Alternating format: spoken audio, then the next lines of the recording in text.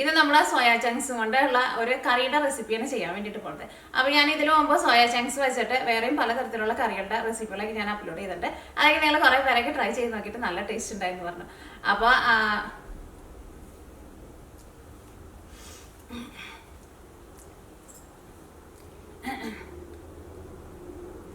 ഇത് നമ്മൾ ഒരു കറിയുടെ റെസിപ്പിയാണ് ചെയ്യാൻ വേണ്ടിയിട്ട് പോകുന്നത്. അപ്പോൾ ഇത് നമ്മൾ ഉണ്ടാക്കുന്നത് സോയാ ചങ്ക്സ് വെച്ചിട്ട് ഒരു കറിയാണ് ഉണ്ടാക്കാൻ വേണ്ടിയിട്ട് പോകുന്നത്. അപ്പോൾ ഞാൻ ഇതിനു മുമ്പ് സോയാ ചങ്ക്സ് വെച്ചിട്ടുള്ള വേറെയും പലതരത്തിലുള്ള കറികളൊക്കെ ഞാൻ അപ്ലോഡ് ചെയ്തിട്ടുണ്ട്. അതൊക്കെ നിങ്ങൾ കുറേ പേരൊക്കെ ട്രൈ ചെയ്ത് നോക്കിയിട്ട് നല്ല ടേസ്റ്റ് ഉണ്ടായിരുന്നു പറഞ്ഞ കറികളാണ്. ഇതും അതേപോലെ തന്നെ നല്ല ടേസ്റ്റ് ഉള്ള ഒരു കറിയാണത്. ചിലപ്പോൾ നിങ്ങൾ സോയാ ചങ്ക്സ് വെച്ചിട്ട് ഇതേപോലെ ചിലപ്പോൾ നിങ്ങൾ ആരും ട്രൈ ചെയ്തിട്ടുണ്ടാവില്ല. ഇതിൻ്റെ കറിയുടെ ഗ്രേവിക്കൊക്കെ നല്ല തിക്നെസ് ഉണ്ട്. അതിനൊരു ട്രിക്ക് ഉണ്ട്. അതുകൊണ്ട് തന്നെ ഇത് ചപ്പാത്തിയുടെ കഴിക്കാൻ വേണ്ടിയിട്ട് നല്ല ടേസ്റ്റ് ആയിരിക്കും. ചോറിൻ്റെ കൂടെ കഴിക്കാനാണെങ്കിലും നല്ല ടേസ്റ്റ് ഉണ്ടാവും. അപ്പോൾ നിങ്ങളെല്ലാവരും ട്രൈ ചെയ്ത് നോക്കിയിട്ട് ഫീഡ്ബാക്ക് പറയാൻ വേണ്ടിയിട്ട് മറക്കരുത് കേട്ടോ. പിന്നെ നമ്മൾ മിയ കിച്ചണിൽ ലാസ്റ്റ് അപ്ലോഡ് ചെയ്തിട്ടുണ്ടായത് ചിക്കൻ ബണ്ണിൻ്റെ റെസിപ്പി ആയിരുന്നു. അത് സാധാരണ നമ്മൾ ബണ്ണുണ്ടാക്കുന്ന പോലെയല്ല, വെള്ളത്തിലിട്ടിട്ട് ഒന്ന് തിളപ്പിച്ചിട്ടാണ് ബണ്ണ് റെഡിയാക്കിയിട്ട് എടുക്കുന്നത്. അപ്പോൾ അതുകൊണ്ട് തന്നെ അതിൻ്റെ ഉള്ളൊക്കെ നമുക്ക് ശരിക്കും നന്നായിട്ട് വെന്ത് കിട്ടുകയും ചെയ്യും. ഉള്ളു നല്ല പഞ്ഞി പോലെ സോഫ്റ്റ് ആയിട്ട് ഇരിക്കുകയും ചെയ്യും. അത് ഇന്നലെയാണ് അപ്ലോഡ് ചെയ്തത്. അപ്പോൾ അത് നിങ്ങൾ കുറേ പേരൊക്കെ ട്രൈ ചെയ്ത് നോക്കിയിട്ട് നല്ല ടേസ്റ്റ് ഉണ്ടായിരുന്നു പറഞ്ഞു. അപ്പോൾ നിങ്ങൾ ആ വീഡിയോ കാണാത്തവരുണ്ടെന്ന് വെച്ചിട്ടുണ്ടെങ്കിൽ ആ വീഡിയോ കൂടിയിട്ട് കാണാൻ വേണ്ടിയിട്ട് മറക്കരുത് കേട്ടോ. അപ്പോൾ നമുക്ക് സമയങ്ങളായിട്ട് തന്നെ നമ്മുടെ സോയാ ചങ്ക്സ് കൊണ്ടുള്ള കറി നമുക്ക് റെഡി ആക്കിയിട്ടെടുക്കുക. അപ്പോൾ ഈ നമ്മുടെ കറി റെഡിയാക്കാൻ വേണ്ടിയിട്ട് ഫസ്റ്റ് നമുക്ക് സോയാ ചങ്ക്സ് ഒന്ന് സോഫ്റ്റ് ആക്കിയിട്ട് എടുക്കുക. അപ്പോൾ അതിന് വേണ്ടിയിട്ട് വെള്ളം നന്നായിട്ട് തിളയ്ക്കുന്നുണ്ട്. വെള്ളത്തിലേക്ക് നമുക്ക് ആവശ്യത്തിന് ഉപ്പ് ചേർക്കാം. അപ്പോൾ ഞാനിവിടെ 250 ഗ്രാം സോയാ ചങ്ക്സ് ആയിട്ട് എടുത്തേക്കുന്നത്. അല്ലെങ്കിൽ നിങ്ങൾ 250 ml മെഷറിംഗ് കപ്പിൽ 2.5 കപ്പ് സോയാ ചങ്ക്സ് ഇടുക. ഇത് നമുക്ക് ഈ തിളച്ച വെള്ളത്തിലേക്ക് ചേർക്കാം. തീ ഓഫ് ചെയ്യണ്ട. ഈ വെള്ളത്തിൽ കിടന്നിട്ട് 2 മിനിറ്റ് നന്നായിട്ടൊന്ന് തിളക്കട്ടെ. അപ്പോൾ നമുക്ക് പെട്ടെന്ന് സോഫ്റ്റായി കിട്ടും. അല്ലെങ്കിൽ തിളച്ച വെള്ളത്തിലിട്ട് വെച്ചിരുന്നാലും മതി. അല്ലെങ്കിൽ ഇതേപോലെ വെള്ളത്തിലിട്ടിട്ട് തിളപ്പിക്കുക. എങ്ങനെയായിരുന്നാലും കുഴപ്പമില്ല. അപ്പോൾ ഇങ്ങനെ സ്പൂൺ വെച്ചിട്ട് നമുക്ക് ഇങ്ങനെ ഇളക്കുമ്പോൾ ആദ്യം അത് ഭയങ്കര ഹാർഡായിട്ടാണ് ഇരിക്കുക. വെള്ളത്തിലിട്ട് കഴിഞ്ഞപ്പോൾ നോക്കിയപ്പോൾ നല്ല സോഫ്റ്റായിട്ട് വന്നിട്ടുണ്ട്. അപ്പോൾ അത് 2 മിനിറ്റ് ഞാൻ വെള്ളത്തിലിട്ടിട്ടുണ്ടായിരുന്നു. തീ ഒരുപാട് കൂട്ടി വെച്ചിട്ടുണ്ടെങ്കിൽ നോക്കിക്കേ അപ്പോൾ അതേപോലെ പൊന്തി വരുന്നുണ്ട്. തിളച്ച് പോട്ടെ. നമുക്ക് തീ ഓഫ് ചെയ്യാം. ഇനി ഇത് ഈ ചൂട് വെള്ളത്തിൽ തന്നെ ഇരിക്കട്ടെ. ഒരു 5 മിനിറ്റ് കഴിയുമ്പോഴേക്കും ഇത് നല്ല സോഫ്റ്റായിട്ട് വരും. അത് കഴിഞ്ഞ് കഴിയുമ്പോൾ ഇത് നമുക്ക് ഇതിൽ നിന്ന് വെള്ളം കളഞ്ഞ് കഴിഞ്ഞിട്ട് സാധാരണ ടാപ്പ് വാട്ടർ ഒഴിച്ച് കഴിഞ്ഞിട്ട് ഒന്നും കൂടി ഒന്ന് കഴുകിയിട്ട് ഇതിൻ്റെ ഉള്ളിൽ നിന്ന് വെള്ളം നന്നായിട്ട് പിഴിഞ്ഞ് കളയണം. അപ്പോൾ ഇത് 5 മിനിറ്റ് ഈ തിളച്ച വെള്ളത്തിൽ തന്നെ ഇരിക്കട്ടെ. നോക്കിക്കേ. ഇപ്പോൾ ഇതിനകത്ത് വെള്ളം കളഞ്ഞെടുത്തിട്ട് ഞാനൊരു അരിപ്പയിലേക്ക് ഇട്ടിട്ട് വെള്ളം കളഞ്ഞിട്ട് പൈപ്പിൻ്റെ അടിയിൽ കാണിച്ചിട്ട് ഒന്നും കൂടി ഒന്ന് കഴുകിയെടുത്തിട്ടുണ്ട്. ഇപ്പോൾ ഇതിൻ്റെ ഉള്ളിൽ നിറച്ചും വെള്ളമാണ്. ഇത് ഭയങ്കര സോഫ്റ്റായിട്ടാണ് ഇരിക്കുന്നത്. ഇത് പിഴിഞ്ഞിട്ട് ഇതിൻ്റെ ഉള്ളിൽ നിന്ന് വെള്ളം കളയുക. നന്നായിട്ട് വെള്ളം കളയണം, പ്രത്യേകം ശ്രദ്ധിക്കുക. ഇതേപോലെ കിട്ടും. അപ്പോൾ ഞാൻ ഇതിൽ നിന്ന് വെള്ളം മുഴുവനും പിഴിഞ്ഞ് കളഞ്ഞെടുത്തിട്ടുണ്ട്. ഇനി എന്താണെന്ന് വെച്ചിട്ടുണ്ടെങ്കിൽ ഇതിൽ നിന്ന് നമുക്ക് ഒരു പിടി ഇടുക. ഇതേപോലെ ഇങ്ങനെ കയ്യിൽ വലിയ ഒരു പിടി ഇടുക. അത് മിക്സിയുടെ ജാറിലേക്ക് ഇടുക. ഒരു ചെറിയ പിടിയും കൂടി ഇട്ടെടുക്കുക. ഇത്രയ്ക്ക്.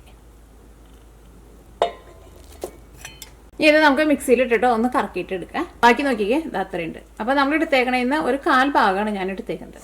അപ്പം ഇതൊന്ന് കറക്കി എടുക്കട്ടെ. നോക്കിക്കേ. മിക്സിയിലിട്ടിട്ട് ജസ്റ്റ് ഒന്ന് കറക്കിയാൽ മതി കേട്ടോ. കുറേ നേരം ഇട്ടിട്ട് കറക്കിയിട്ടുണ്ടെങ്കിൽ ഇത് പേസ്റ്റ് പോലെ അരിഞ്ഞു പോകും. ഇതേപോലെ ഇങ്ങനെ ഒന്ന് കറക്കുക. അപ്പോൾ തന്നെ ഓഫ് ചെയ്യുക. ഇപ്പോൾ നമ്മുടെ പാൻ നന്നായിട്ട് ചൂടായിട്ടുണ്ട്. ഇതിലേക്ക് നമുക്ക് ആവശ്യത്തിന് ഓയിൽ ഒഴിക്കാം. അപ്പോൾ നമ്മൾ ആ മിക്സിയിലിട്ടിട്ട് കറക്കിയെടുത്തേക്കണേ നമ്മുടെ സോയാ ചങ്ക്സ് ഉണ്ടല്ലോ, അത് നമ്മൾ ഒന്ന് വറുത്തെടുക്കാൻ വേണ്ടിയിട്ട് പോവാണ്. ഇതിലേക്ക് നമ്മൾ ആ കറക്കിയെടുത്തേക്കണ സോയാ ചങ്ക്സ് ചേർക്കാം.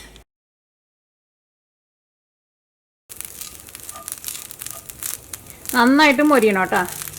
ഇതിപ്പോൾ മൊരിഞ്ഞിട്ടുണ്ട്. ഞാൻ ഒന്നും കൂടി നന്നായിട്ട് മൊരിയിക്കാണ്. ഞാൻ ഇതിലേക്ക് കുറച്ച് കറിവേപ്പിലയും കൂടിയിട്ട് ചേർക്കുന്നുണ്ട്. ഞാൻ നോക്കിക്കേ. ഇപ്പോൾ ഇത് നന്നായിട്ട് മൊരിഞ്ഞിട്ടുണ്ട്. നന്നായിട്ട് മൊരിയണ സൗണ്ട് കേൾക്കണുണ്ടോ?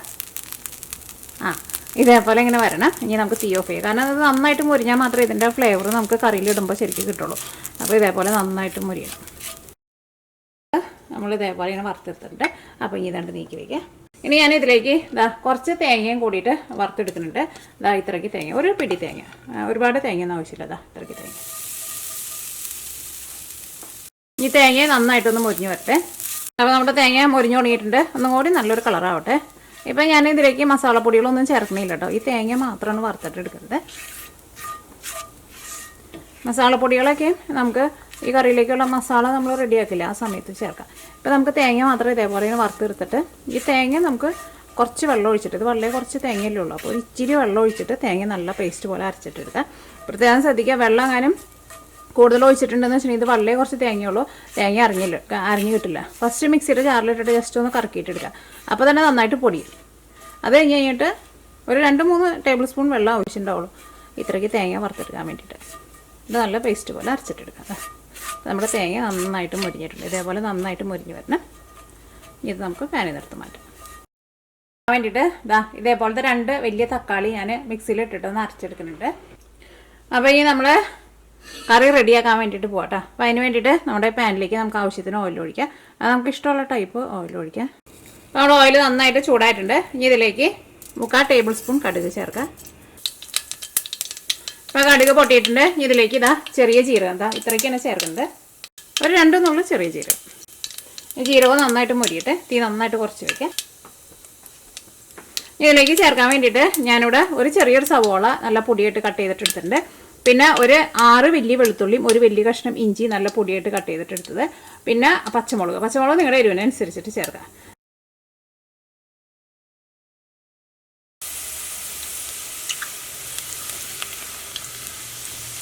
ഇപ്പോൾ ഇത് ചെറുതായിട്ട് മുരിഞ്ഞു തുടങ്ങിയിട്ടുണ്ട്. ഇനി ഇതിലേക്ക് നമുക്ക് മസാലപ്പൊടികൾ ചേർക്കാം. വെളുത്തുള്ളി കയറുന്നാലും ഒരു ചെറുതായിട്ട് ഗോൾഡൻ കളർ വന്നു തുടങ്ങിയിട്ടുണ്ട്. ഇനി മസാലപ്പൊടികളൊക്കെ ഇട്ടൊന്ന് ഇളക്കുമ്പോഴേക്കും എല്ലാം കൂടിയിട്ട് നല്ലൊരു കളർ വരും.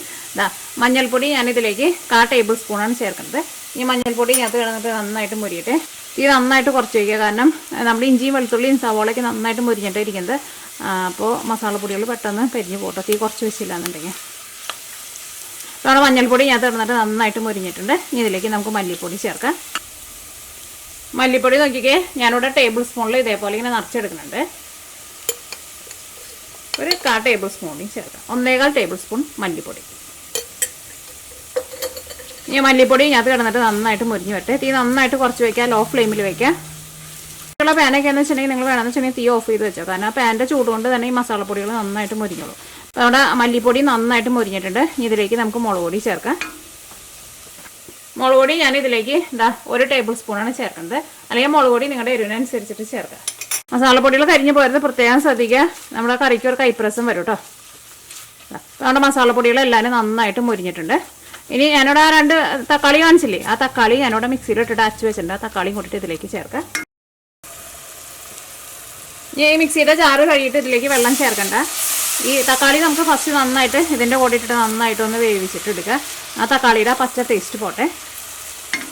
ഇതിലേക്ക് ആവശ്യത്തിന് ഉപ്പ് ചേർക്കുക. ഇനി നമുക്ക് മൂടി വെച്ചിട്ട് നമ്മുടെ ഈ ഗ്രേവി നന്നായിട്ടൊന്ന് തിളക്കട്ടെ. തിളക്കില്ല, അതിനുള്ള വെള്ളമില്ല, നന്നായിട്ടൊന്ന് ചൂടായി. ഇനി അത് ആ ഓയിലൊക്കെ നന്നായിട്ടൊന്ന് തെളിഞ്ഞ് വരണം. അപ്പോൾ നമുക്ക് മൂടി വയ്ക്കാം. തീ ഒരുപാട് കൂട്ടി വയ്ക്കണ്ടേ. ഞാൻ നോക്കിക്കേ, ഇപ്പോൾ നമ്മുടെ മസാല ഒക്കെ നന്നായിട്ട് മുരിഞ്ഞ് ഇതിനകത്ത് ഓയിലൊക്കെ ഒന്ന് ചെറുതായിട്ടൊന്ന് തെളിഞ്ഞ് വന്നിട്ടുണ്ട്. ഇതേപോലെ ഇങ്ങനെ വരണം കേട്ടോ, അപ്പോഴായിരിക്കും നമ്മുടെ കറിക്ക് നല്ല ടേസ്റ്റ് ഉണ്ടാവുക. അപ്പോൾ നിങ്ങൾ ഓയിൽ അങ്ങനെ കുറവുണ്ടെന്ന് വെച്ചിട്ടുണ്ടെങ്കിൽ അതനുസരിച്ചിട്ട് ഓയിൽ ചേർത്ത് കൊടുക്കണം, എന്നാൽ മാത്രമേ ഇത് ശരിക്കും നന്നായിട്ട് മുരിഞ്ഞ് വരുള്ളൂ.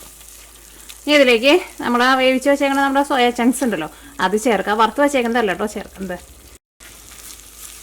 ഇനി നമ്മൾ ഒരു പിടി തേങ്ങ വറുത്തിട്ട് അരച്ച് വെച്ചിട്ടില്ലേ, അരച്ച് വെക്കാൻ വേണ്ടിയിട്ട് പറഞ്ഞിട്ടുണ്ടായിരുന്നില്ലേ, നിങ്ങൾ അരച്ച് വെച്ചിട്ടുണ്ടല്ലോ, അതും കൂടിയിട്ട് ഇതിലേക്ക് ചേർക്കാം.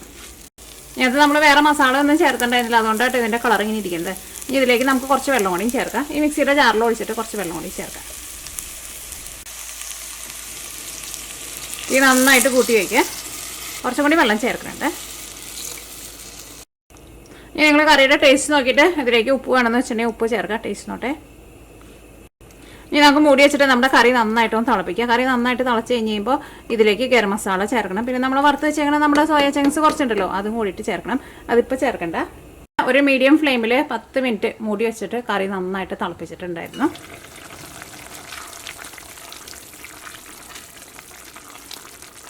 ഞാൻ നോക്കിക്കേ, നമ്മുടെ കറിയുടെ ഗ്രേവിയൊക്കെ ആയിരുന്നാലും ഇപ്പോൾ കാണാൻ വേണ്ടിയിട്ട് നല്ല ഭംഗിയിലൊക്കെ വന്നിട്ടുണ്ട്. ഇനി നമുക്ക് ഇതിലേക്ക് ഗരം മസാല ചേർക്കാം. അത് ഒരുപാട് കൂട്ടിയിട്ട് നമ്മൾ മൂടി വയ്ക്കരുത് കേട്ടോ, ഒരു മീഡിയം ഫ്ലെയിമിൽ മൂടി വെച്ചാൽ മതി. ഗരം മസാല ഞാൻ ഇതിലേക്ക് ഒരു 1/4 ടേബിൾ സ്പൂണാണ് ചേർക്കുന്നത്. അത് കഴിഞ്ഞിട്ട് നിങ്ങൾ ഒന്ന് മിക്സ് ചെയ്ത് കഴിഞ്ഞിട്ട് ടേസ്റ്റ് നോക്കാം. എന്നിട്ട് വേണമെന്ന് വെച്ചിട്ടുണ്ടെങ്കിൽ ഗരം മസാല നിങ്ങൾ ടേസ്റ്റിനനുസരിച്ചിട്ട് ചേർക്കാം. പിന്നെ മുളക് പൊടി ആയിരുന്നാലും നിങ്ങളുടെ എരിവിനനുസരിച്ചിട്ട് ചേർക്കാം. കാരണം ചിലർ എടുക്കുന്ന മുളക് പൊടിക്ക് ഭയങ്കര എരിവായിരിക്കും, ചിലതിന് എരിവ് വളരെ കുറവായിരിക്കും. അപ്പോൾ മുളക് പൊടി നിങ്ങളുടെ എരിവിനനുസരിച്ചിട്ട് ചേർത്താൽ മതി.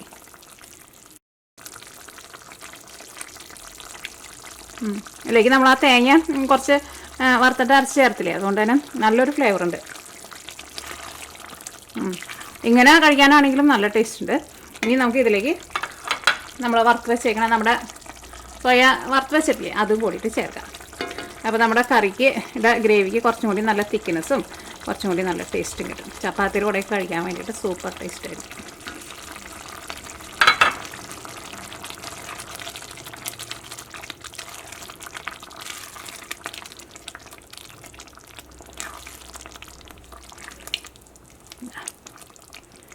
നമ്മുടെ കറിയുടെ ഗ്രേവിക്ക് ആയിരുന്നാലും നല്ല തിക്നെസ് കിട്ടുകയും ചെയ്യും.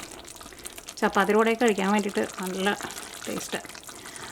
അപ്പോൾ ഈ നമുക്ക് മീഡിയം ഫ്ലെയിമിൽ ഒരു 10 മിനിറ്റും കൂടി ഒന്ന് മൂടി വയ്ക്കുക. ടേസ്റ്റ് നോട്ടെ. സോയാ ചങ്ക്സ് ഇഷ്ടമില്ലാത്തവരും കഴിച്ചു പോകും, നല്ല ടേസ്റ്റ് ഉണ്ട്.